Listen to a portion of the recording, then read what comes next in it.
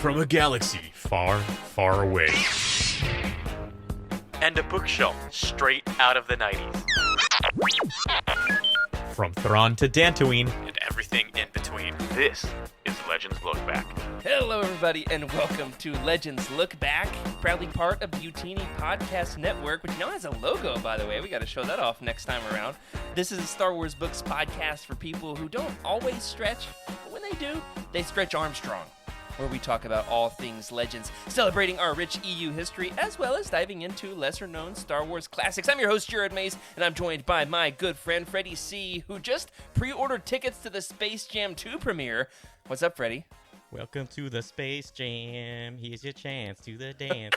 Something like that, right? Man, the Quad City DJs did a number of tracks for that soundtrack, and I'm going to go ahead and say it. It is the greatest soundtrack of any animated and live-action basketball Looney Tunes movie of the 90s. Cool. Yeah, I mean, that's a very niche market. I'd be curious to see what else contends in that genre.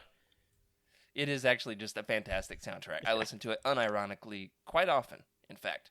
Also, joining us tonight, we've got our producer, the one who's holding this thing together, and now even got us the little jiggly triangles on the right colors this week, which I'm really excited about. What's up, Meg?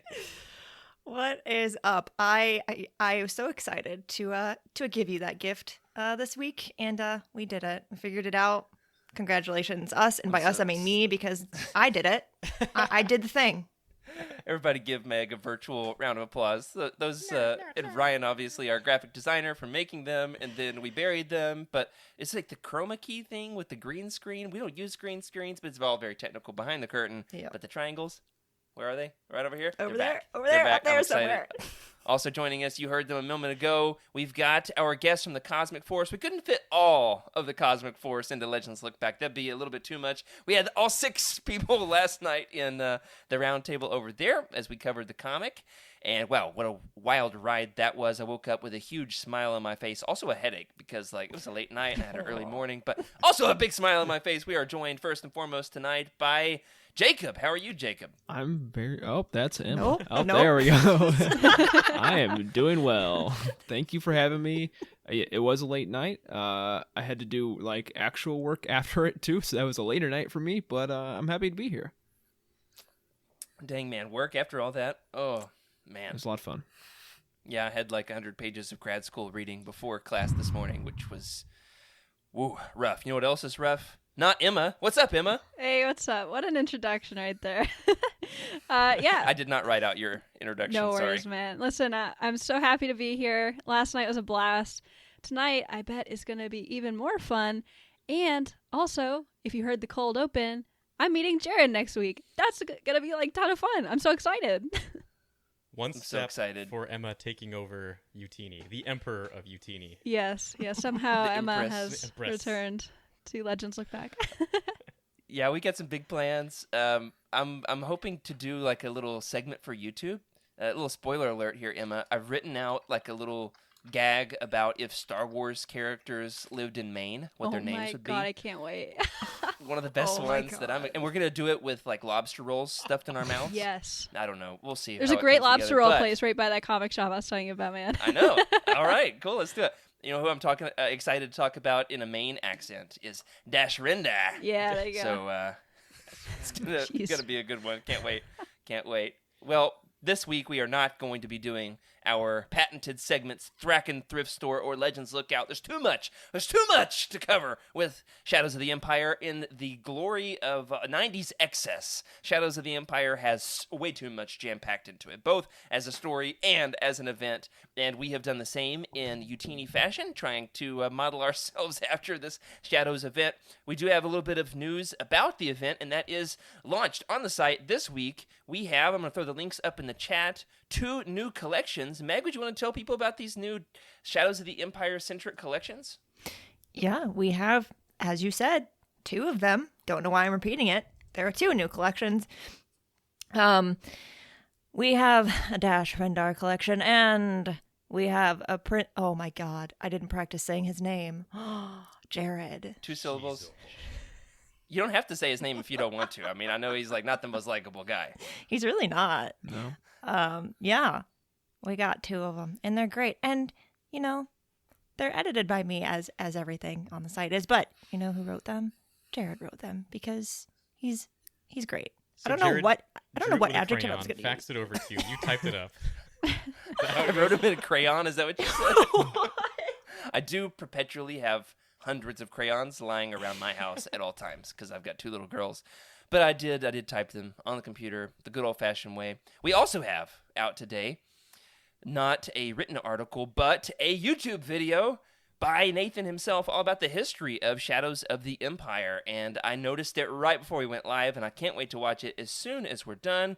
I got to look an early look at the script. Nathan did an incredible job trying to recap this book based off of only having played the video game as a kid. He just went off of that and tried to recap the story and did an excellent job, an even better job talking about it on the YouTube channel. I will plug that right here. So, without further ado, many Bothans died to bring us this podcast. This is the biggest story event in the history of the Star Wars Expanded Universe, in which Han is replaced by a wannabe with shoulder pads, Vader is naked, Lando is a bad cook, Chewie gets a new hairdo twice, Shizor one-ups blue milk with green champagne, and boy, are there some pheromones galore. So cheers to the second part of the Shadows of the Empire Roundtable.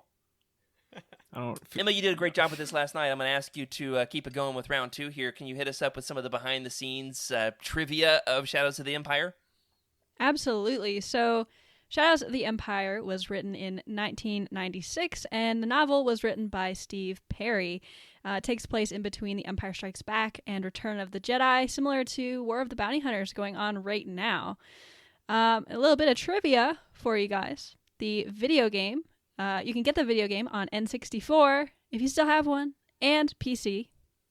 There's also a comic adaptation, which, of course, we talked about last night on the Cosmic Force. And there was... Okay, hold on. Slow down just a little bit. We've actually got images of some of these. Oh, we do?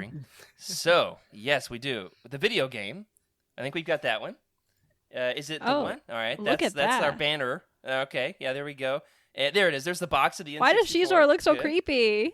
Good. Well, there's a reason he looks so creepy, because he just is so creepy. creepy. It's true. It's true. Yeah, Yeah. so I think this is one of the greatest N64 video game boxes ever made. What do you guys think? Yeah, I agree. And then on top of that, when you bought the N64, you had that Stormtrooper amongst the Nintendo characters, so it was really cool to see. Oh, cool. Yeah. Yeah, I know what you're talking about. Okay, the comic adaptation, I think we've got an image for that too. This is, the image there is the cover for, I can't see what number, probably number 1, by Hugh Fleming. Man, that Hugh Fleming art is fantastic, isn't So it? good. Yeah, it really is. I actually much prefer the covers to the interiors. I agree on with you, these. yeah. Okay, and I think we've got number 4 as well. This was one of our picks last night. Yeah. The cover there with Chewie looking like, what's the bounty hunter name that he's impersonating? Snuva? Snuva. Snuva Joe, am I right? NASCAR Okay. Chewie. We've also got NASCAR Chewie. Good. Okay, continue.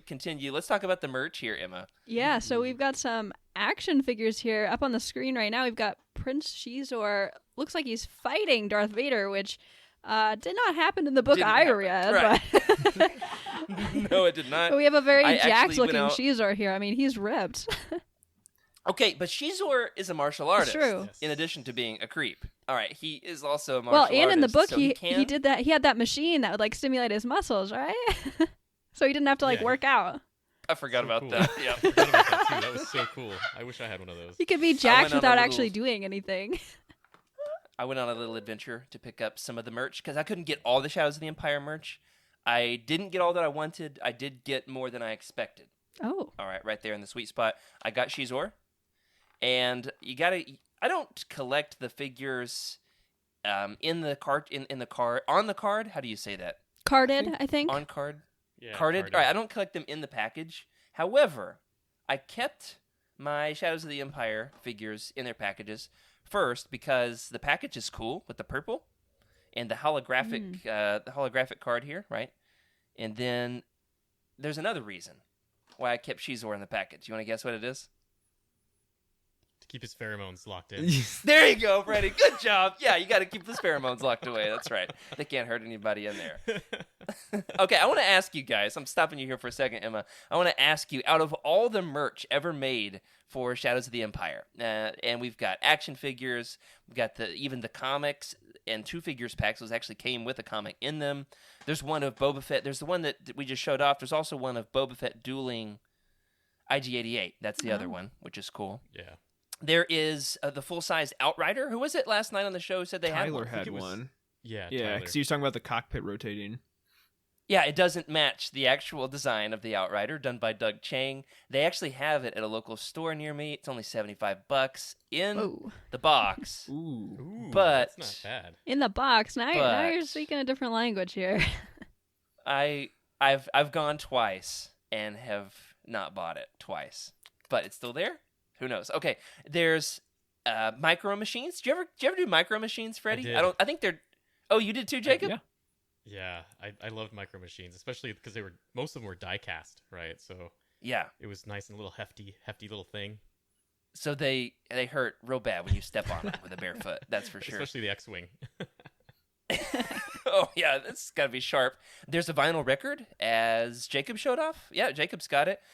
We actually are getting a record store this month in my hometown here, so that's going to be one of the first things I pick up.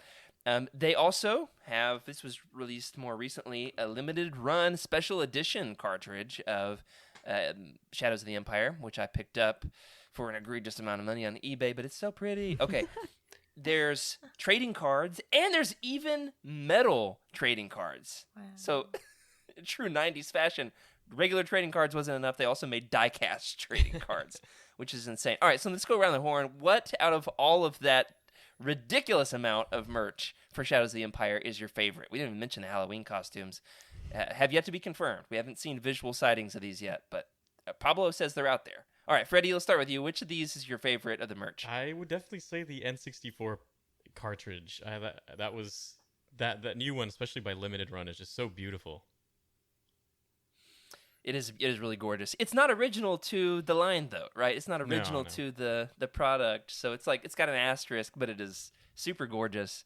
I'm a sucker for anything with that see-through purple aesthetic from the 90s. Yes. Atomic Purple is what it's called. Is it really? Yeah. Purple. That's what the Nintendo called it, at least. That's going to be my band name. Should we get the Atomic Purple Legends look back shirts? Kind of see through. Oh no.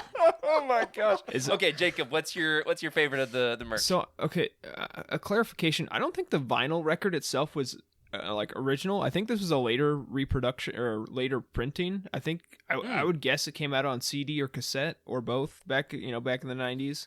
I do love it, but I have to say the Outrider, just for the reason that I want to try and push you and enable you more to go and buy it from your store. If I buy it, I'm going to hang it from my ceiling here in my Star Wars room by a fishing line, and it's going to dangle behind me while I do the podcast. Great. There you go. That's the way to Thankfully, do my it. wife is short, so she probably won't hit her head on it. Okay. Emma, what's your favorite of the lineup? Yeah, I really like those 2-pack action figures. Or I don't know, they seem so unique to me. We don't really see anything too much like that today, so I like the aesthetic of those. Those are cool. I love action figures that come with a comic book. I've got a Wolverine that came with X-Men 38. I'm not totally sure, but it is just absolutely one of my favorite toys I ever bought. Meg, I'm going to ask you, out of all of this ridiculous amount of merchandise produced for Shadows of the Empire, do you have a favorite? All of it. All of it is great. Great, excellent. Well, thankfully we don't have images of all of those things. Otherwise, we'd be here all night. There's a little bit more trivia though that is a little bit later than the original run of Shadows of the Empire. Emma, I'm gonna let you finish the trivia. Continue. Sure, so this next thing, I did not know this. This is really cool. Shadows of the Empire was a rumored title for episode 7. Wow. Can you imagine the confusion that might have caused? Yeah, as if The Force Awakens and The Force Unleashed. Oh, right. Like, that hasn't already messed people up enough. They could have had the exact same title, Shadows of the Empire. Exactly. Yeah, another one that was rumored was An Ancient Fear. Oh. What do you think? Out of the three, An Ancient Fear, Shadows of the Empire, and The Force Awakens. Which was the best I'm title? glad they went with The Force Awakens. It sounds the most Star Warsy, I think, than the one that you mentioned. Yeah. But does it sound Star Warsy because we've sat with it now for 6 years? That could be it. Or maybe because it has Force in the title, that could be it too. I don't know. You have a good point there. We're just used to it now. Yeah. All right, another one, a little bit older than The Force Awakens. Yeah, so I didn't know this. Well, I think you mentioned this last night, but I didn't know it before then. Shizor is in The Phantom Menace. That's wild. So he's in the background of something. Is that right? Do you know more about this, Jared? Yeah. Or So I Freddy? think it was the pod race, right?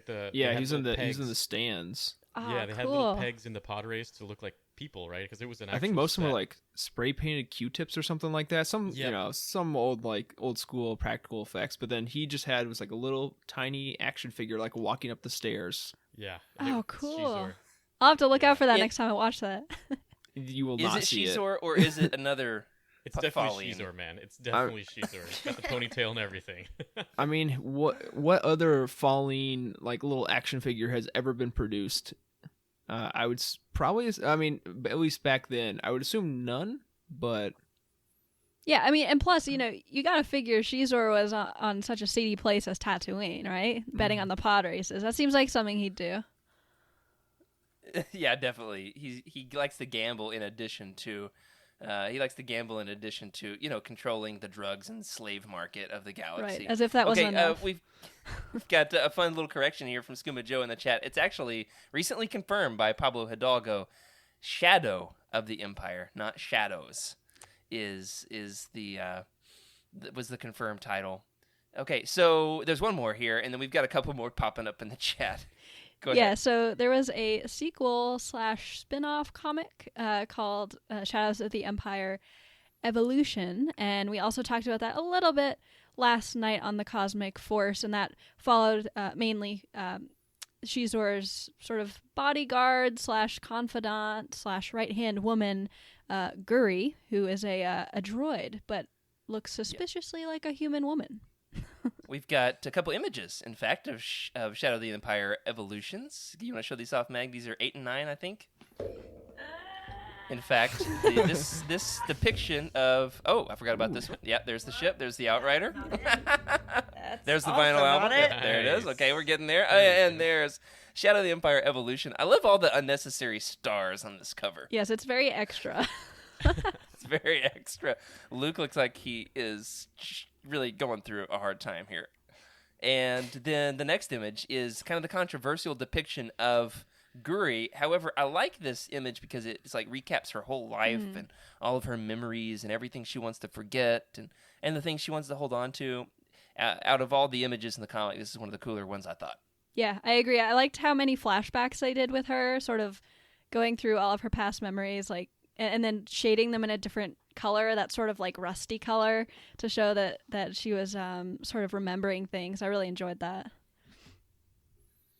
Yeah, definitely. We talked about it last night. If you want more information on this, go back and watch that recap on the Cosmic Force episode 10. So we did this last night. We talked about both Shadows of the Empire and a little bit on Shadows of the Empire Evolutions. Fun fact, Caleb, it was his favorite Star Wars comic That's of all true. time. Yep. Checks out. So Lando was a close second, but I mean, it just barely edged it out. now we're going to find out if he watches this episode. All right, so remember, everybody, we are now going to be getting into the plot of a 25-year-old book. So, I mean, you've had plenty of time to read it. If not, I actually would recommend checking this out, despite its shortcomings and its flaws. If you want a chance to actually read the book, this is your final cutoff. This is your last warning. There we go. This is going to be spoiler heavy territory, so proceed at your own risk. Here we go. Immediately after Return of the Jedi, the rebels are on the search for Han Solo, frozen in carbonite, mind you, in the clutches of Boba Fett. Lando hooks Leia up with Dash Rendar, captain of the Outrider, who has a lead on Fett's whereabouts. He leads them to the planet Gaul, where they find Fett but fail to retrieve Han. Back to the drawing board. Their idea? infiltrate Black Sun, the criminal syndicate led by the fallen Prince Shizor. What could possibly go wrong? Great idea. So, said Prince Shizor is deep in the mires of a dastardly plot reminiscent of Mean Girls, in which he sucks up to the Emperor, attempts to discredit and undermine Vader, also sets the rebels up with the trap, the trap, with Endor and the second Death Star plans. At this point in the timeline, Vader has set his sights on his son, Luke Skywalker, who he really wants to just be like his good old dad and fall to the dark side already. Shizor picks up on this dynamic and puts a bounty on Luke, dead, not alive, like Vader wants him. So where is Luke in all of this? Well, he's in Ben Kenobi's hut, of course, because of Legends, building his absolutely rad green lightsaber from Return of the Jedi. The moment he completes it, perfect timing, he's attacked by a gang of Black Sun swoop riders. Nothing quite like a good Star Wars-y swoop chase, especially through Beggar's Canyon. That's how you know it's a Legends book. With Dash Rendar, that's right, he saves Luke's Jedi tail. What a good Jedi babysitter Dash Rendar is. From there, the pair go to retrieve the second Death Star plans from the Bothans, and many Bothans died, right? And now we learn it was Dash Rendar's fault, kind of. He later learns it wasn't really, but the Bothans still died. So F's in the chat for the Bothans. Let's move on to Leia. Leia's plan is to play ball with Black Sun, which leads her to Guri, a high-ranking woman from the Syndicate who just isn't quite right. After some back and forth, sleuthing, and technological ingenuity, she and Chewie discover that Guri isn't human. She's a cyborg, or whatever you would call somebody who's just like a robot covered in human skin. There's a term. Android. Cyborg. Yeah, android's like what they call her in the comics. I can't believe I'm going to ask this, but what's the difference between an android and a cyborg? It sounds like a setup to a joke, but it's a genuine question. Cyborg is like someone like a human augmented by robotics, and a android is a robot made to look like a human, I think. That feels right. Definitely feels right. You know what doesn't feel right? Guri. Something was off with her. They figured it out. The moment they figured it out, she realized her cover is blown, so she just straight up takes Leia to Shizor. Shizor's pretty happy about this, believe it or not. He tries to seduce Leia. It's very problematic. It's interrupted just in the nick of time by the Wook, and Leia knees Shizor in his pheromone-laden crotch. Yikes. Way to go, Leia, and good riddance, Shizor. The book's climactic sequence is at Shizor's Coruscant Castle, where Luke, Lando, and Dash sneak in through the sewers to meet up with Leia and Chewie. They throw a thermal detonator down the laundry chute, and they get out at the very last second, except for Dash, who seemingly bites it. More on that yesterday on Shadows of the Empire Evolutions. It's in our coverage on the Cosmic Force. Vader kind of ends up saving them inadvertently by showing up to blast Shizor to bits for messing everything up and for being such a snake. Whew, what a fun book this was. We are going to go around the horn and rate it on a scale from 1 to 10. I want to hear two different ratings. Let's hear both your rating for the book, the novel itself, and then secondly, your rating for the event, action figures and micro machines and all. Let's start with our guests. We're gonna go low. I know Emma's probably got the lowest view out of all of us on this. We're gonna start low. We're gonna work our way up. Let's go Emma first. All right, so I rated the comics really low yesterday. I'm gonna give the novel much more credit. I enjoyed it a lot more than I did the comics. I'm gonna give the book a 6.8. And I know I just kind of hyped it up, but yeah, I'm gonna give it a great score of a 6.8. No. It's okay, almost good. Right. Which, like, if you think about it that way. Yes, that's exactly how I would describe it in words. And then the event as a whole, I'm going to give it a 6.5. Good story, but, not really for me. Brought down a notch by the comics. Yeah. Okay. Well, I think what you need, Emma, to bring your score up is to purchase some more merch. That would help. Hunting. That would help, yeah. Cool. Jacob, you're up next. So I will not rate the book as I did not read it, which is it's a great theme. This 2 times I've been on the show, I've not been able to read the novel. It's like Meg reached out to us 2 or 3 weeks ago, and and I was like, "Oh, do we have to read the book?" She's like, "That'd be great." I'm like, "Oh boy," so that didn't happen. But you read the comic. I did read the comic, an adaptation of the novel, and I tried to play. So you're halfway there. I tried to play the game today, and that was I wanted to love it. It was it did not age well. We'll go with that. But I think so. The book I will abstain. I think the event I'll give it a 7.5 because I'm like a consumerist, awful person who loves spending money on merchandise, and this gave us more merchandise than we've had in a long time for Star Wars. I mean, and not just like toy. It's not just toys or anything like that. It's like we talked about. It's everything. If you want something, they have a Shadows of the Empire version of it. So I'm gonna give it a 7.5 for that. There's even a Shadows of the Empire hat I've been trying to get my hands Oh, on. wow. And those are one of the rarer items from the bunch. Last I looked on eBay, they were like over $100. It just says Shadows of the Empire, but I mean, I gotta get one. They're pretty cool. It's a nice logo. While we wait on Freddy to refresh his video, I'm going to give my rating. As I have not even considered what my number is going to be, so we're getting it right here on the fly. I gave the comic a 6.9. This was better than the comic. It's not great, so we'll give it a full point better at a 7.9. A full 7.9 for me.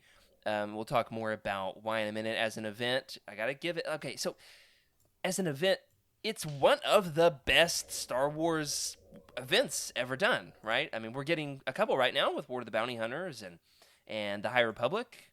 The High Republic, of course, has potential to outrank Shadows of the Empire, but we gotta get some more action figures. We don't have any action figures yet. Jared, we did just get shirts recently. You did What's not. that? You did not tell me that the hat was reversible. Oh my god, that makes it way cooler. It is. It is That like sounds a, extra 90s. It is, yeah, a white N64 logo, and then you can literally flip it inside out, and it's a black Shadows of the Empire hat on the other side. Okay, that's pretty sweet. I can understand why it's $100. Yeah, I'm trying to get it, and then I'll mow my yard in it and ruin it. Okay, so I'm going to give the event a solid 8.5. This was a very good event. The problem is, like, they could have adapted the comic better than they did. And honestly, I've been killed by IG-88 so many times that I would have given it a 9 if he would have just murdered me one fewer time than he did. Freddy, what's your score? Okay, so the book, I give the book a pretty high rating. It was more nostalgia to me than anything. I think that's the problem with a lot of my ratings. They tend to come from nostalgia. Granted, I did read this book at around 11 years old, and I didn't really understand what was going on. I read it now, and I'm like, "Oof, this is almost." Yeah, we'll get there. Yeah, this is an intensely rated book, or it should have been at least. But I would give it I would say like a 7.3, and I give the comics about a 6.9. The way my progression started was video games, and then the book, and then I read the comics. So that was my progression of it all. We've got a good question here in the chat from Andrew. He says, "What was the last comic, book, and video game project?" And I'm thinking The Force Unleashed had all those things. Oh yeah, you're right. Well, Yeah. did it have He comics? says loosely Alphabet Squadron, depending on if we count squadrons. What'd you guys say? Did I didn't know that. I knew that Force Unleashed had a novel. I didn't know it had comics as well. It does. Oh. Yeah, both Force Unleashed 1 and 2 did. At one point, they were the only Star Wars comics that I was looking for that were not available on Marvel Unlimited. So I don't know if they're there now or not, but they were back when I was going through the whole event. I did this privately before I joined Youtini. I did a whole crossover event with myself of reading it all. I played the games and read the book and did the audiobooks and watched behind the scenes commentaries, and it's so much more fun to do this with the crew. Okay, so that's a great question. Love that. Republic Jedi Commando Fallen comes Order. close, just doesn't have the comics. And Right. the modern Battlefronts have novels but no comics. Right. So This is interesting. Yeah. a lot of Hey, 2 out of High 3. Republic is Yeah. getting close. Oh my It's god, getting High close. Republic video game, please. Ooh, I'd play Would it. be awesome. Yeah, I mean, the problem is video games take so long to I make know. now. I mean, this Shadows of the Empire took time too, but not as much as video games. They take like 5 years now. No It's DLC, insane. right? It's basically what you get is what you get. That's right. Well, there was DLC for this in a way, Freddy. Yeah, that's right. Go ahead and fill everybody in on the relationship between the N64 and the PC game. Well, so the PC game, if I'm not mistaken, they actually remastered it. I don't know when exactly, but The next year, yeah. yeah. So You know what? Go ahead and talk about it. I'm right now. I'm trying to buy this hat. Oh my god. We'll do more information on this tomorrow. But yeah, it's both on the N64 and PC, which was originally slated as an N64 launch title in '96. Got delayed to holiday season of that year, but did still ship. And I found it just the other day in a local retro game store, and oh my goodness, have I died 1,000 times. F's in the chat for all of my digital Dash Rendars. But before we get to Dash Rendar, let's talk about Darth Vader. Let's talk about a familiar character before we get into the originals. Vader is, I mentioned this last night on the Cosmic Force, I've got a working hypothesis about Shadows of the Empire Vader. I want your take on this. I'll start with you, Jacob. Do you feel like Vader had senioritis in this story? Like Vader's checked out of doing his imperial duties? Yeah, I could see that. Like, I feel like he's kind of putting in that bare minimum. Like, he sends, I think you had mentioned it was a comic exclusive, like, Jix, the character. But, like, he sends his guy off to handle the things he cares about with Luke, and he's like, okay, I'm going to do the bare minimum with this whole Shizor situation. I'm just kind of, he already has his eyes set on college. He's ready to get past Palpatine. He just wants to rule the galaxy with Luke and live his life out how he wants it. So yeah, I totally think it's an apt analogy. Yeah. Did Emma, you're the closest out of all of us to having just been a senior in high school. Did you have senioritis? Oh, you know what I'm talking about? 100%. Yes, 100%. Totally checked out. Like, because I remember we graduated, like, I don't know, sometime in early June or something like that. And high school was like a total joke the last 3 months. There was like nothing to do. We're all just sitting around. I remember it clear as day. It was like 2 years ago. Yeah, like, and I do feel like Vader has that senioritis. Like, he's met with Luke in person and is trying to get him on the dark side, and feels like maybe he has a good grasp on him, maybe like emotionally, and kind of just phoning it in with all of his other duties, and is just focused on this one thing. It's similar to how in high school you're just focused on getting out of high school, and Vader's focused on just getting Luke Skywalker. And yeah, the Emperor is able to use his divided attention to Vader's disadvantage, right? To leverage Shizor to, of course, get the Death Star plans, and Shizor is trying to leverage Vader's divided attention against him to get him out so he can step up as the Emperor's right-hand lizard. And, of course, in all of this, there were a couple of really cool moments for Vader for me in this. I would say some of my favorite Vader moments in all of Legends. I was really surprised. I am a sucker for when Vader flies that TIE Advanced and shoots down some rebels. Do you know what I'm talking about, Freddy? Wasn't this awesome? Yeah. The thing I like about Vader in Legends is he reminds me of I guess Murtaugh and Die Hard. He just doesn't have time for it. He's too old for this stuff. He's too old to worry about. He doesn't like machinations of plotting and whatnot. He just has to do it.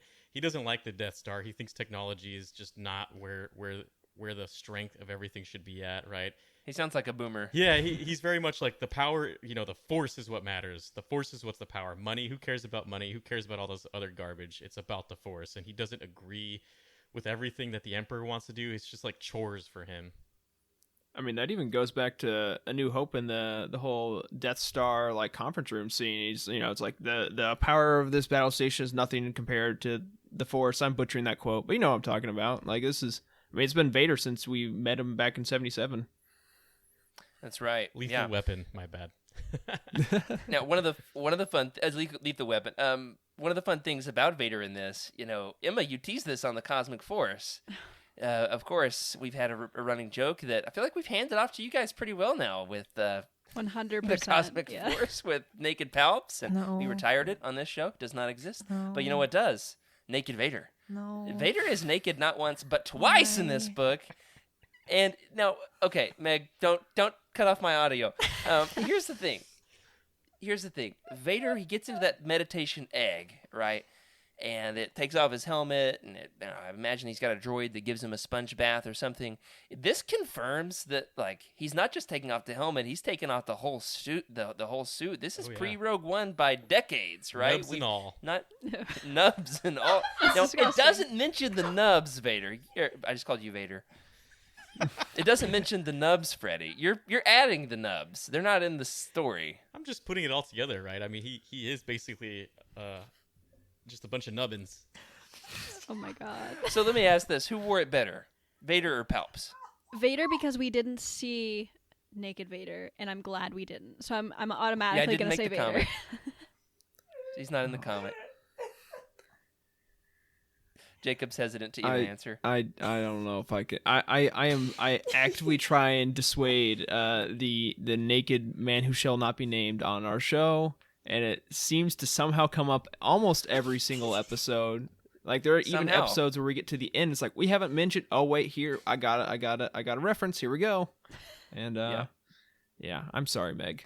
That's Palpatine's Thank power. you. Is he can somehow he just Appreciate returns. you.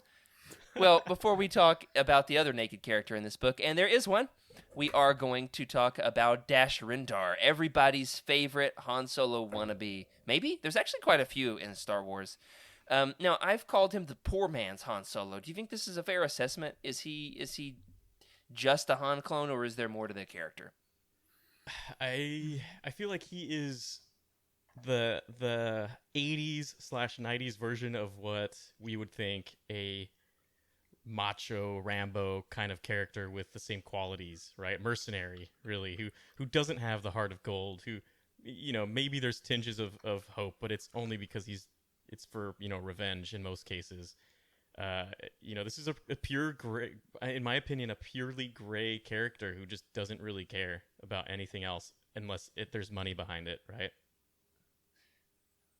Purely gray? I mean, I think he's more redeeming than that. I love this quote on page 61 in the paperback, at least. It says that he eats thunderstorms for breakfast. Oh my gosh. Now, Dash is the main character in the video game. As we pointed out last night, he's not really in the comic much. There are other, 80s action heroes that kind of take his place between Big Giz and who's the other one? Jix? Jix, yeah.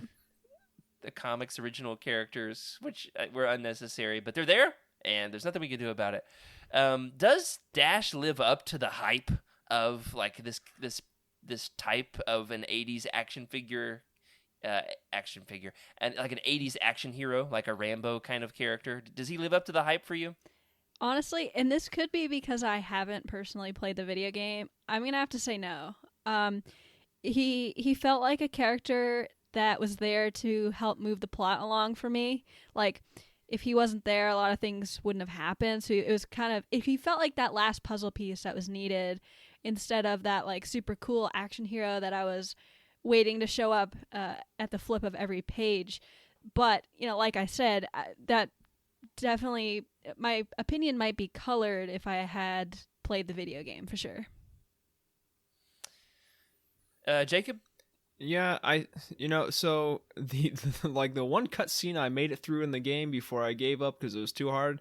I would agree. I think he fits the profile. I think the one thing that differentiates him from like your 80s action movie hero is I feel like most 80s action movie heroes are at least usually kind of the good guy, and I don't know that Dash is the good guy. We were talking about it last night where it's like Han Solo and Lando, even though they're in it for the money, they have like the heart of gold at their core, but that's not Dash, and so I don't think he quite fits the mold, but he's close. He's like he's the defective toy that came out. The defective toy? What's wrong with him? I mean, might start with the shoulder pads, but no. That is the problem. His shoulder pads are way too small on this action figure. Oh, okay. Now, we did talk about this last night. I found out from the behind the scenes interview. I'll have to plug it in the Discord that Skooma Joe had sent me. Thanks, Skooma. We actually learned that the reason for the shoulder pads was not a design choice as much as it was to hide his clunky joints in the video game. So maybe I should get me some of those. One of the fun things, Meg, we've got a couple images here if we can show. There was a lot of debate behind the scenes on what this character should be like, and specifically what his design should look like. There were too many cooks in the kitchen, according to the game designer, in terms of designing Dash Rendar. This early concept art that we're going to show off here is actually, he looks more like Fabio from like 90s romance than he does end up looking like the Dash Rendar that that we've got in the game and the comics. Meg, do we have this? Yeah, there he is. Look at this amazing depiction of Dash Rendar. So my name's Dash Rendar. Yeah. This is how I picture Prince Iceholder from Courtship of Princess Leia. This is my Iceholder, who is also based on Fabio. You know, it's not a coincidence. So, which design do you like better? The crew cut kind of Kevin Costner looking Dash Rendar, or Fabio Dash Rendar, Freddy? I like Fabio Dash Rendar, man. It's I can see where it's hard to say. He's so cocky. There's times where I just roll my eyes at him in the book because it's just like, come on, dude, just stop. One of the reasons for this is they said his hair was too much to animate, so they just cut it all off. That's Well, hilarious. it would have been a bunch of triangles, right, in N64. Yeah. You guys have an opinion on this? What do you think of the Dash that we got versus the Dash we could have had? If I could Motley Crue take Dash. the outfit of Fabio Dash and put it with Dash's haircut that we got, that would be the Dash I would want. The Fabio haircut's too much. It's too much for me. It's a lot. I'll be a contrarian and say I mean I appreciate with the Dash we have, but I could be persuaded to like the Dash that might have been, especially like I feel like he could rock a single like gold earring on one ear with that like crazy with perm. a chain hanging in a feather. feather. Oh my gosh. Yeah, definitely. The only person I know with a feather earring actually lives in Maine. So there we go, Emma. There we go. That's saying a lot about you're up Mainers right next. there. No, I'm just kidding. Dash It is. Rendar. Yeah. His name is something like Stomping Bear. It's like he's got this really interesting name. I'll show you an image sometime. Anyway, yeah, that's going to be a good story for the assembly one of these days. Yeah. I'll tell you that much. So the deal with Dash Rendar, of course, behind the scenes is there were so many different ideas about what he should be like. Should he be a little older and rough and jaded? Or should he be more likable and friendly? And, of course, what we ended up with was kind of like an indecisive and inconsistent depiction of Dash across different properties. This action figure, I mean, he's baby-faced. He's redhead. I can't tell. I can't see the back of his head very well. I'm pretty sure he's got a mullet, but definitely not quite like that Fabio there. The video game... In the video game, the PC version, he's actually voiced by the same actor who does Canderous in KOTOR, which is cool. And ultimately, Dash is not necessarily the most memorable character. He's certainly not the most memorable original character from this book. We've got to talk about none other than Mr. Lizard himself, Prince Shizor. He's green-skinned, except for when he's angry. And he's clad in purple, which actually really jives with like the whole theme that we've got here for Legends Look Back. So there's one positive thing about Shizor. Can't say I never said anything nice. Shizor. We do have to talk about the problematic Leia Shizor stuff. We're not going to go into too much detail on it because we did last night pretty well in the Cosmic Force. I do need to ask this, though. Do you think this is the most problematic Star Wars story ever? I think so. In my Tyler opinion. pulled the punch last night. I'm going to say it. Is this the most problematic Star Wars story? Freddie says yes. I agree. Based on the Star Wars stories that I've read, absolutely 100% yes. I would rather see a clone, like a vat of 10 million.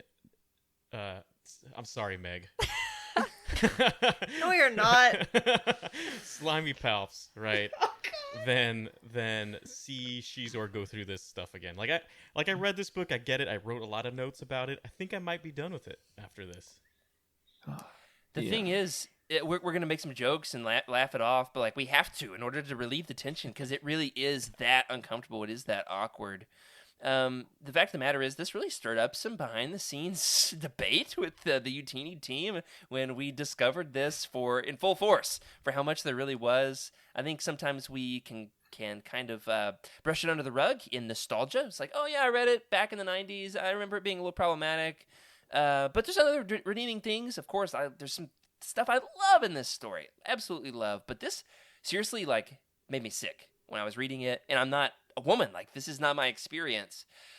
I'm not the biggest Leia fan there has ever been. I'm not as invested as I'm sure some other people were.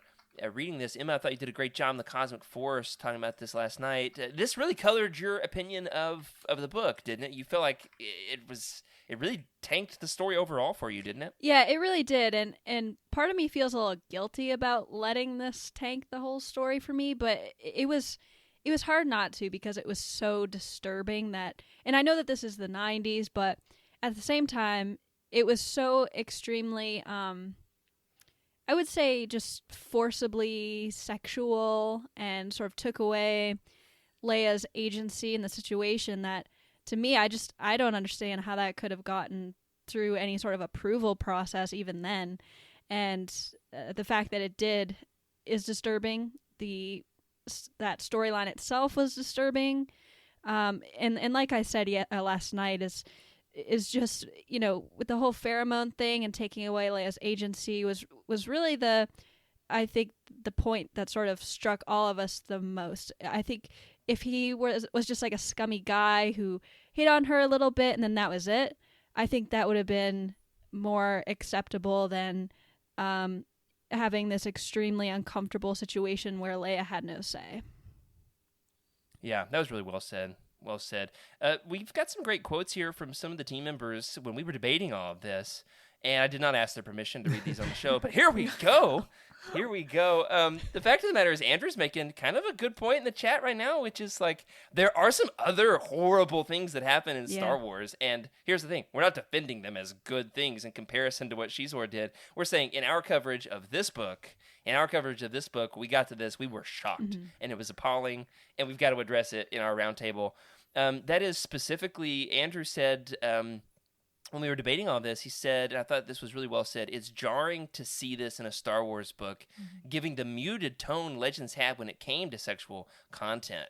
And so I think that's the big issue here, is that Star Wars is normally pretty tame with this kind of material.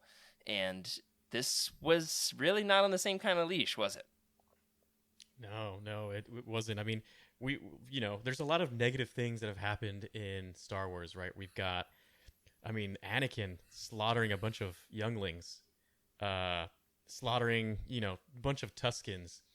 And, I'm going to play, I don't really want to say devil's advocate, but, Prince Shizor is the crime boss of the underworld, right? He is the underworld. And when it comes to the underworld, there is no moral bounds. You can do anything you want, including using, which, I'm going to say it's kind of like a date rape drug, these pheromones. You can basically get these women, or anybody to do whatever he wants. Robots maybe, yeah. Right? And so, right. What would he have done? Of course, it's a difference between should they have written about it, or, if this was real life, it's probably something he would have done, honestly. Like, he's probably even worse. More, it's hard to say. Yeah. It's as a crime boss in the underground, it seems like it checks out. That's a good point. Yeah, in this is just what we see in the 2 weeks we spend with Shizor. What's to say that he hasn't done way worse than this off camera? That's a great point, Freddy. Andrew had said behind the scenes that this really does an effective job in convincing me that this villain is a truly terrible, unlikable character. And other characters in Star Wars that have done similar things. We just had a great point from Javier in the chat who says that, Jabba puts Leia in a metal bikini. And that does a great job for us, showing us just how horrible Jabba is, right? So it's like there's this gratuitous sexual nature on the one hand for us as fans, wanting to see, unfortunately, like, this is what we're playing into. But on the other side, there's this part that, like, really shows just how villainous these guys are. Some other good points we made the other night, and we'll move on. Jacob, you had said that you'd heard about the story being kind of iffy, but you didn't expect it to be this bad. Does that hold up? Yeah, no, I think that checks out. Yeah. I had the conversation last night that with media and, like, literature, there are arguments to be made whether you should be able to go to any limit to portray a character in fiction to be bad. Like, it's a conversation that's come up with, like, Game of Thrones a lot in the past, and it's a tough gray area, and everyone's entitled to their own opinion. I just think there are, especially for Star Wars, which George always said Star Wars is for kids. I think there should be lines, and I don't think this is one we needed to cross. I think it's very easy to make Shizor be a terrible person without having him attempt to assault someone. So, in that way. Yeah, and I want to say thanks to the chat for being respectful as we handled this very tough issue. So with chats popping off, got some really good spirited debate, and I appreciate that we're keeping it respectable. And I'm grateful everybody's diving in on this tough subject. Trev, the other day, behind the scenes, had said, "Don't get me wrong, I love the story, but it's definitely a product of its time." I'm not sure that problematic is a strong enough word. So that comes from Trev, who absolutely loves this story and is going to do a full Free the Public behind-the-scenes episode all about all the minutia of Shadows of the Empire, all the stuff we couldn't fit on the Cosmic Force, the Living Force, or Game Nights. Couldn't fit in Nathan's YouTube video, stuff we couldn't fit in the Dash Rendar Prince Shizor collections. All of the rest of it is going to be jam-packed into that Star Wars Archives episode from Trev and Jose. And then finally, Meg, you had said something pretty good about this book. Do you wanna tell us your opinion on this? I'm sure I will read it at some point. And then after I get the physical book and read it, I might burn it. Maybe. Yeah. The other day, your direct quote was, "I'm glad this book is only $6, so I don't have to feel bad about burning it afterwards." Which is absolutely what needs to be put on the back of the re-release. And Del Rey puts it in a part of their Legends Essential collection. I don't think it's going to make that list. No. Mostly because of this. I think that the book would have been a contender for that if it had not been for this. Mm-hmm. Now, all jokes aside, we're going to let off the pressure a little bit. There are 2 original characters in this story, very notable, prominent original characters. There are also a couple of, a handful of legacy characters, the old school characters, right? We got Leia and Luke and Vader, not Han, sorry, Han. Boba Fett is in the comic more than the book.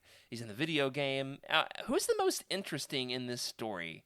Let's limit it between Dash, Shizor, Luke, and Leia. Who's got the most interesting, or Vader? We can put Vader in there. Who's got the most interesting story in Shadows of the Empire? I'll start with you, Freddy. It's a very interesting one because I really liked to follow Shizor when it came to a lot of his dealings and how much money he had, right? This book did a really good job at how much money the Emperor, Vader, and Prince Shizor had, which, he's eating rare fruits that are probably worth like 20,000 credits.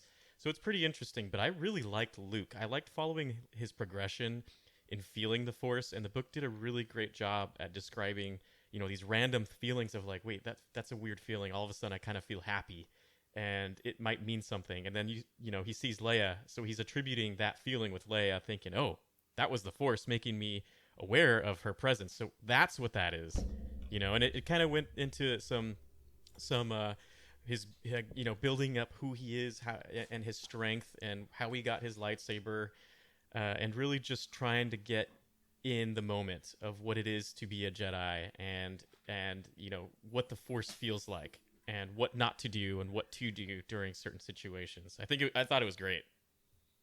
Yeah, definitely. We got a great point here in the chat from Javier, who says, "I wish they could rewrite this book to include the Boba Fett plot.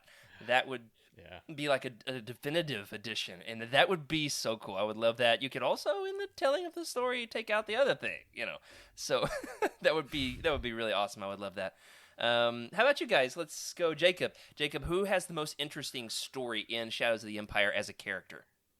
It's tough. So it is tough because Shizor is kind of muddled by everything that happened. I think it's because it's such an interesting idea that this is a part of the galaxy that we really didn't see much of until now. We saw the rebellion and we saw the Empire, but you didn't see people like on the fringes in the shadows of the Empire, the people that are operating illegally and gaining on both sides. So I think it's an interesting idea. I wish it was done differently. So I guess the person I will say then is Dash Rendar, because he's still neutral. He's not a joiner. He said that, but he's also not completely irredeemable in my eyes. So we're gonna go with him. In fact, I would say if you like Dash Rendar, you can check out that Dash Rendar reading collection first of all. But secondly, I know you said that there's an insider collection or insider story. So now I have that behind me, so I'll have to check that out now. Now that I know that that's there. Yeah, and then he gets his own spin-off book too. It came very late in the Legends timeline. It's called Shadow Games. I found that it's one of the most underrated Legends books. It is excellent. It is a very good book. It is ridiculous. It's Dash Rendar functioning as a bodyguard for basically the Britney Spears of the Star Wars universe, like a pop star, like the Ariana Grande. That's how I pictured her, was Ariana Grande when I was reading it, who's like in a illicit relationship with a Black Sun Vigo. And it's great. It's written by Michael Reeves and Maya Catherine Bonhoff.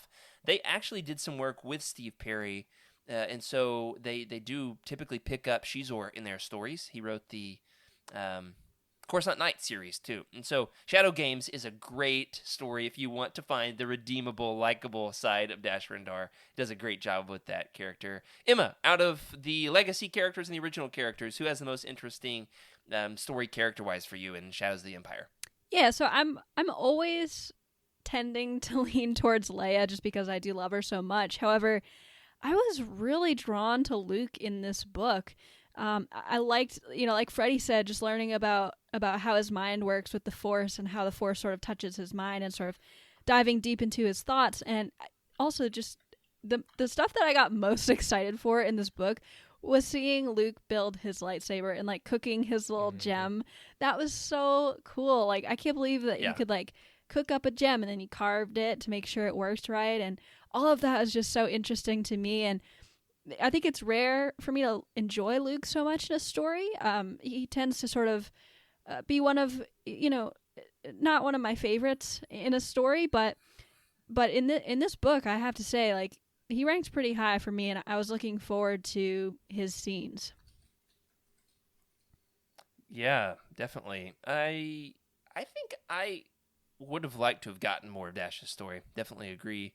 Now that I'm playing with him in the video game, I'm really enjoying it. The PC cutscenes. The N64 has like cardboard cutscenes. So great. You've got IG-88's eyes move a little bit, but besides that, then they beefed him up, and so I like his story in that.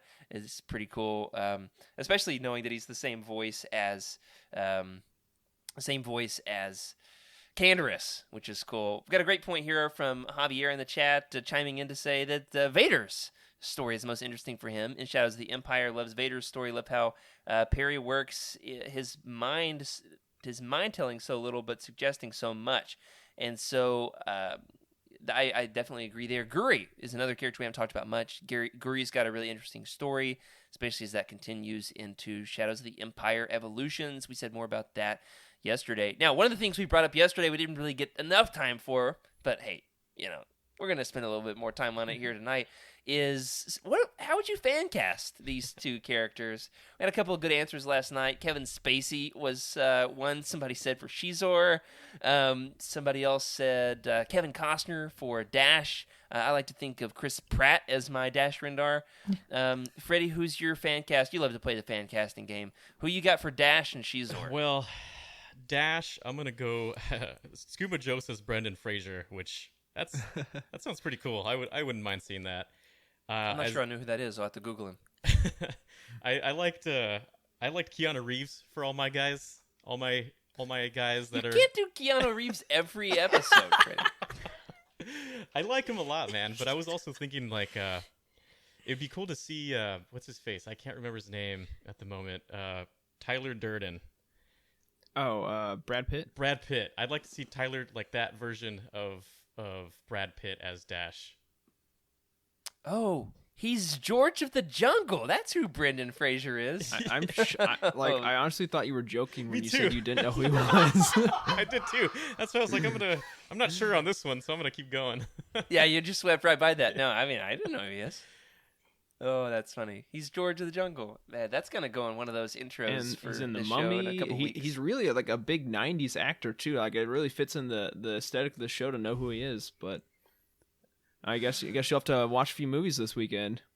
Maybe so. I had one for Shizor. Now I've forgotten it. Emma, I'm gonna go to you while I think of it. Who you got for the fan cast? Did you give one yesterday? Yeah, so Dash, yesterday I said Tom Hiddleston, just in that Loki mood.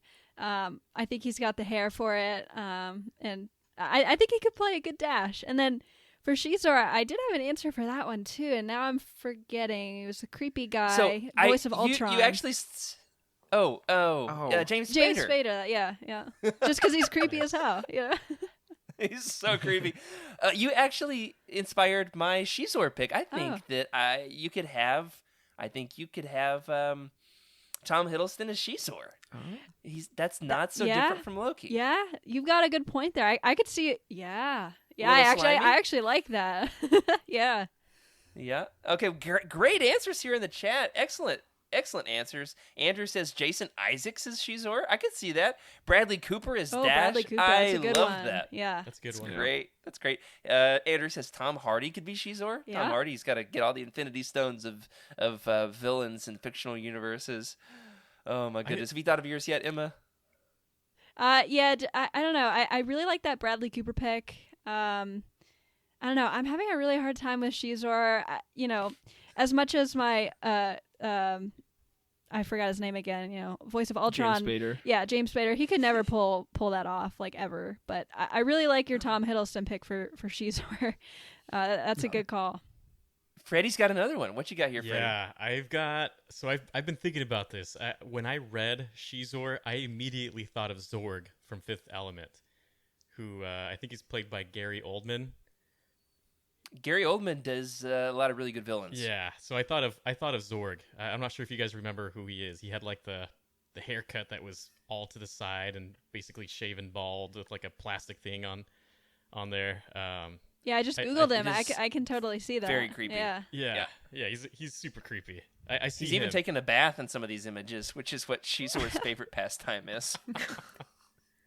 Oh my god. Oh goodness. Well, I love the answers here in the chat. If you've got some in the Legends Look Back Discord channel, feel free to pop those there if you are watching this later or listening on audio.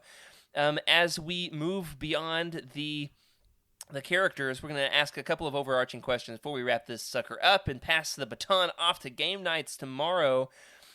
We talked about this a little bit yesterday. Let's get some definitive takes now that we've had some more time to spend with this story. What's better, the book, the comic, or the game? Freddy. I started off playing the game, but the book, despite all the craziness that happened with Shizor and Leia, it was pretty decent, and it was a fun event, and I can't believe I read this when I was like 11 or 12. That's the part I can't get over. But I would say the video game was my first touch on it, and then the toys. So I would probably rate it as the video game, the toys, the book, and then the comics.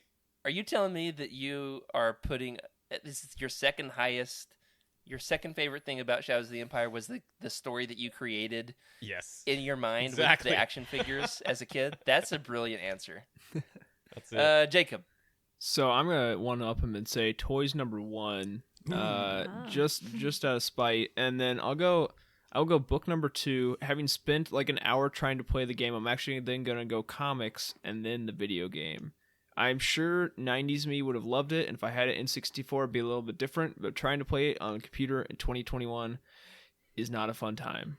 I'll put it at that. Yeah, and trying to play it on N64 is also really tough. I have really struggled with it. Oh man, I got through a couple levels very quickly. I spent most of Saturday getting destroyed on Hoth. Finally beat it though. It's a little clunky. Yeah. All right, Emma, what's your answer? Yeah, so I'm gonna go book number 1, all the merch number 2. That includes the soundtrack. I listened to a little bit of it. It's really good. I really enjoyed the soundtrack. I could see like reading the book or the comics and just having that on in the background and being pretty good. Third, I'm gonna go video game. Even though I haven't played it, I watched a playthrough and thought it looked pretty interesting. I think if I played it, I would think of it even higher. And then I think last, I'm going to go comics for sure. Like we said last night, they didn't do the best job adapting the book and felt kind of like constrained for time, not super organized. So I think as much as I love comics, I'm going to place those last. Unfortunately, it just could have been adapted better. Yeah. Could have been its own clear story. Mike had a great point a few minutes ago that he wishes that it could have been just the bounty hunter story. Like, it could have told just a separate story and not try to adapt the book. The bounty hunter parts I thought were the absolute best in the comic. And so it would have been great if the comic was just that. And I agree. So great point there, Mike. I'm actually going to throw up here in the Legends Look Back Discord channel because I'm having trouble with links in the YouTube chat. I've got a plug here for the Shadows of the Empire toys. They made a commercial for it that is the most 90s thing ever. Oh, and there is a picture of an atomic purple see-through shirt in our Discord channel. Thanks for that. Thankfully, it's on a mannequin. Oh my gosh, I love y'all. Now, we talked about what was better, the book, the comic, or the game. Tune in tomorrow for some coverage on the game as Andrew plays that. We talked about the fan casting. Oh, I've got one more here. I thought I missed for the fan cast. David Tennant for Shizor, who plays like the villain in Jessica Jones. Yeah, that's a good pick. I apparently wrote that down a couple weeks ago. Okay, what else we got here? If you didn't know this was a massive multimedia story, if you just randomly picked up this book off the shelf at your local bookstore, which happens, I'm sure. It's got a great cover. If you went into this book not knowing it was a massive multimedia story, would it affect your opinion, Freddy? That's a good question. I feel like that was the whole thing for me, was the whole market, right? I remember being, in what was it, 94? What was I, like 10 years old? I forget. So anyway, just imagine it was kind of a dark era for Star Wars, and all of a sudden you had a video game. You had a Rogue Squadron as well, though, as a video game. So those were the two that were out, and I'm pretty sure they made more either just after that. But hearing about Star Wars again, seeing that there was a brand new book, seeing that there were comics coming out, not knowing the content, it was a pretty great time. But without all of that, it's hard to say. I mean, I feel like that's where the lower ratings come from, and those newer fans who are digging into this, who weren't around during that blitz. It doesn't really. I'm not sure. It doesn't really sit as well. Yeah. How about you, Jacob?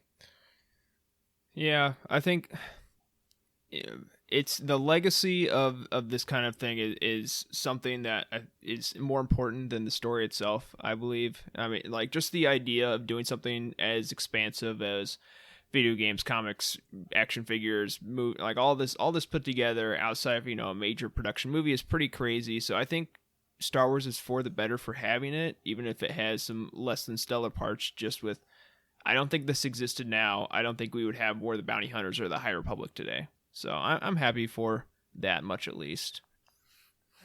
Oh man, that's great. That's great. I just saw something that was put. Yeah, in if I just whiffed on the prompt for that, you know why. So no, we're gonna get to it. All right, Emma.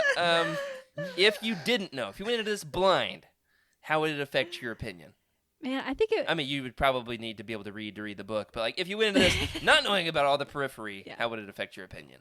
I think it would make my opinion of the book higher, honestly, because I feel like having all of these other side projects affected so many of the other parts. Like, maybe the whole story was restricted in some sort of ways by having to do comics and action figures in a video game. And as a book by itself, of course, this goes without saying, forgetting about the horrible Shizor Leia stuff, as a book itself, it's pretty good. Like, it stands on its 2 feet pretty good. And I could see in the Legends era, if I'm going back before I was born, and this is a book that I pick up and I want to know what happens between 5 and 6, I'd be very pleased, I think, with this, besides all the problematic stuff, for sure. Yeah, in fact, Freddy, I'm workshopping this. Now, I'm a little rusty on some of my old school 90s Bantam era Legends books. Obviously, reread the Thrawn trilogy recently, reread quite a few X-Wing books recently. iJedi is in there. Out of the 90s Legends books, how do you think this stacks up? Is it right behind the Thrawn trilogy and the X-Wing books, or is it lower tier than that for you? The Bantam era, right? So, there's a lot of pretty decent books around that time. Like, Which is Jedi Search, right? You've got Jedi Search as well. Yeah, the Jedi Academy trilogy. Yeah, I don't know. This one's pretty far down for me. Is it? Okay. For me, I think it's right under the X-Wing books. I mean, it's actually got some pretty cool stuff in it. So let's talk about our favorite parts as we close out the show here. Meg, I've actually got an image of my favorite part. It is the swoop chase. This is some fan art, I think, of Dash on the swoop bike coming to save the day Wow. for Luke Skywalker, especially with our purple overlay we have. This really looks great. This is pretty cool. Love that. Almost looks like he's As- a ponytail that's just flowing behind him, but I know that's The Rock. It does look like that. Oh my gosh. If it was Shizor, his ponytail would be flowing. All right, the next image is Emma's favorite part. If you can throw that up. Yes. No, I'm sorry, Emma. Okay. No. This is official art, mind you. Oh, This is actually some of the tamer art of this You scene. jokester. Yeah. Okay, Emma, what's your favorite Yeah. part? My favorite part is surprisingly has to do with C-3PO and R2-D2. Yes, It's when they were yes. flying the Millennium Falcon. That was great. And it was, in the comics, it was made even better by the layout of that page. It struck me because, their sort of panel was like cockeyed because they were flying upside down and C-3PO was having a heart attack. Even though droids can't have a heart attack, he was having one. And I just found that part to be so hilarious. Yeah, that is great. I forgot about that. Jacob. Oh, that's tough. I really, it was kind of small, but I really did like the Boba Fett. It got a little repetitive, but the last Boba Fett fight on Slave One and Houndstooth, and I thought that was kind of cool. I like seeing a lot of those, bounty hunters, even if some of them weren't important enough to have a name. But yeah, I don't know. I thought it was it was different. I enjoyed it. Even I think that was definitely the best of the bounty hunter fights, as many of them as there were. Well, you just wait till the video game. I mean, the bounty hunter fight that I'm having a lot of fun with right now is just getting murdered by IG-88's purple balls It never on the ends. trash heap. Yep. Freddie, what's your favorite part? So my favorite part is it's kind of broad, but it's the fact that if you read a lot of the Empire there and Shizor, they're planning, they're conniving. But every time they come to the rebels, it's just like, we'll just see how this happens, or no one in their right mind would do that. And they clearly do it, right? So most of the time it's just like, we don't really know what we're going to do. We don't know what our end goal is, but we're going to figure it out and it's going to work. Trust us. And maybe that's why the Empire just underestimates them. And so does Black Sun. They don't, they're not really trying to plan and be conniving like Vader and Shizor are, right? They're just trying to do their thing and do good, and it's pretty basic, and whatever it takes to get there, right? And they have nothing to lose, and that's the most dangerous thing is when you have nothing to lose. So I think it's not really a certain scene, but I think it's just the whole vision of how everything kind of goes down. Yeah, good answer, Freddie. Good answer. All right, I've got your new favorite thing that's going to supplant that, though, is this. In this particular image that is a notable cover of Shadows of the Empire, I want you to tell me who Dash Rendar looks like in this particular image, because, I mean, as far as I'm concerned, this is the spitting image of a certain someone at Youtini. All right, Meg, the last image of the night. Throw it up here. This is, I'm trying to remember which issue cover this is. All right. Right there next to Han, there's a man. He has brown hair and a kind of brown beard. Who does this look like to you, Freddie? It's somebody who also is looking for the money. Oh my god. You see this, Emma? Who do you think this looks like to you? Oh, 100%. That looks like Dr. Corey Helton. It's like his Doesn't it? long lost twin brother. That's so great, especially because Meg's got it zoomed out a little bit here. It's like you just got to squint a little Yeah. bit. It's great. What do you think, Jacob? Is this true? No, you made one. You just threw up in the Slack. Yeah, I did. I'll throw it in Discord after this is over. It's I don't know. It's pretty close. But Just I bigger guess that's shoulder 90s art pads. for you. We need to get Corey some shoulder pads. Well, it's been a ton of fun. Thank you to Emma and Jacob for joining us this week, guys. You've been absolute sports while this episode goes long. this has been exciting for me, and so I had so much to try to cram in, and we even cut quite a bit of content. All right, so hope you appreciate it. Thanks for staying up late with us. Remember, everybody, there will be no show next week. No show next week. Is there going to be something else hitting the audio feed as a bonus instead? Stay tuned. You'll see. And by see, I mean hear. The next episode of Legends Look Back proper, we are going to do the Valence character spotlight. And then the next roundtable, Freddy, you've already started it. You want to tell the folks what the next Legends Look Back roundtable is if they want to get a head start on the reading material. Yeah, next roundtable, we're going to go over Shatterpoint by Matthew Stover. So I'm pretty excited to read that. The release on that in the Essential Legends collection comes out just in a few days, on the 15th, I believe. So looking forward to popping that in my earbuds and ignoring my wife's family on vacation. No. I got to do both. Well, that does it for this week. Thanks for joining us on Legends Look Back. Thank you for hanging out with us in this big, epic crossover event that will continue tomorrow at 8 p.m. Eastern on Youtini's... it's not Twitch anymore. Come on, help me out, Freddy. YouTube.com/Youtini. Yeah, there it is. Yeah. Thank you, Emma. Thank you. Yeah. I got used to saying it a certain way, and well, that does it for this week. Thanks for our incredible patrons for your amazing support. Thank you specifically to Cheryl Bell, Patrick Ortiz, Carl Sander on our Jedi High Council, Elizabeth Cloutier, Jason Mitchell, Sally and Chris Eilerson, and Freddie C. on our Alliance High Command. Thanks for your amazing support. If you want your thoughts read on this show, did we totally miss it with Shadows of the Empire? Don't tell us that, but tell us something else that's great. Email us at legendslookback@youtini.com. Send us a message in the Legends Look Back Discord channel. You can leave a comment on this episode on YouTube, or hey, you can find us on Twitter at Legends Look Back. Or I'm at Jared Q. Mays. Freddy is... At Wake Up Freddy. Meg. At Meg Dowell. Emma. At Irma Jedi 26. And Jacob. At Jacob Bausch. Excellent. If you're looking to buy some of these great books like Shadows of the Empire, or hey, even if you want to pick up that $100 plus reversible N64 Shadows of the Empire, it's got to be on Amazon. It's probably way overpriced. You can head on over to Youtini, click on Amazon link in the profile. You could buy even other stuff too, if you want to. And of course, you could even leave us a review through the book profile page as well, and let us know what you think about these books. Remember, everybody, keep the Youtini fan code and be a force for positivity in the fandom. See you tomorrow. May the force be with you.